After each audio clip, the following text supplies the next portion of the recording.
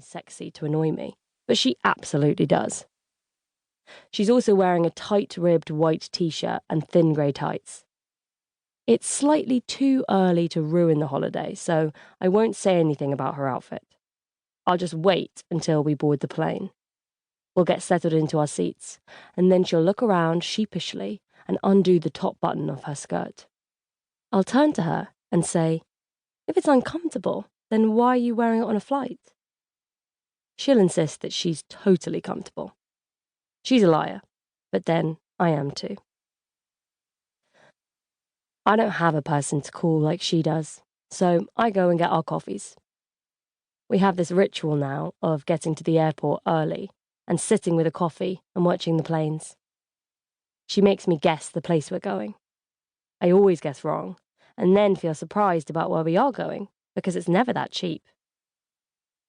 She insists on paying for everything, and I protest, even though I have no money.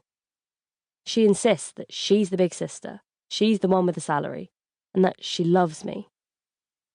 I don't know why she loves me. I'm an awful person. I slept over at Hannah's last night. She has a spare room for me, but I never use it. I always sleep in her bed. I had a bath while she read an article to me. An article I didn't understand, but pretended to. Then she got in the bath and I got out. It's gross, but she gets a kick out of saving water. I wrapped a towel around my bottom half and lay on the floor, pretending to be a mermaid. No one laughs at me the way she does. It's like a superpower I have, which only works with her. As kids, we pretended to be mermaids by squeezing both of our legs into pajama bottoms and swiveling and swishing along our bedroom floor, like we were trying to escape. I think it was an amalgamation of The Little Mermaid and a heist film. We made each other laugh. Our parents less so, but at least they would watch for a second before going downstairs to start their evening. I only realised relatively recently that quite often they would leave to go out as soon as we were quiet. We wouldn't be asleep, though. We would still be giggling softly in the dark, unable to stop. In adulthood, I tend to go through phases of becoming a new person for about 5 days at a time before I get bored and give up and stop trying to be better. I go over to Hannah's to lie in bed with her, and she tells me what I need to do to get my life in order again. Who to stop texting, what foods I should eat to give me more energy, and which conditioner I should be using. She draws bullet points in the air and soft strokes, and I follow the path of her fingers.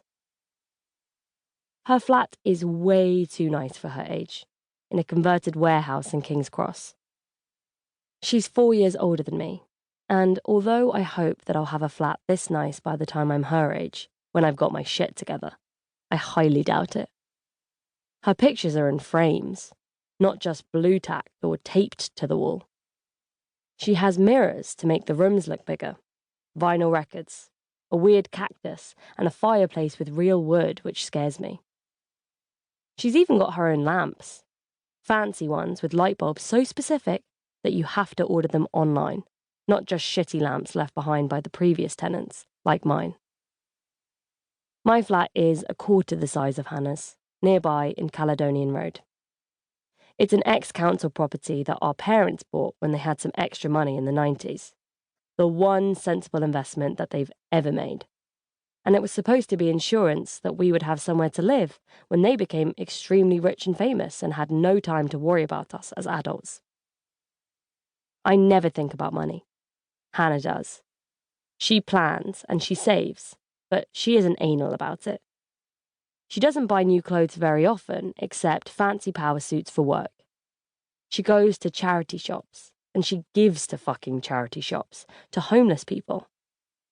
Sometimes I tease her by saying that she only does that to seem benevolent, but then secretly goes back in the next day in disguise to buy her stuff back.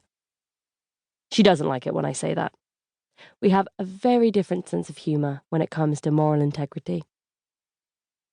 While she snored soundly in a giant t-shirt she's worn for a decade, the faded Betty Boop one, which used to belong to our mum, I sat restlessly in the bathroom and stared at her endless collection of products. I was bored, so I tried some.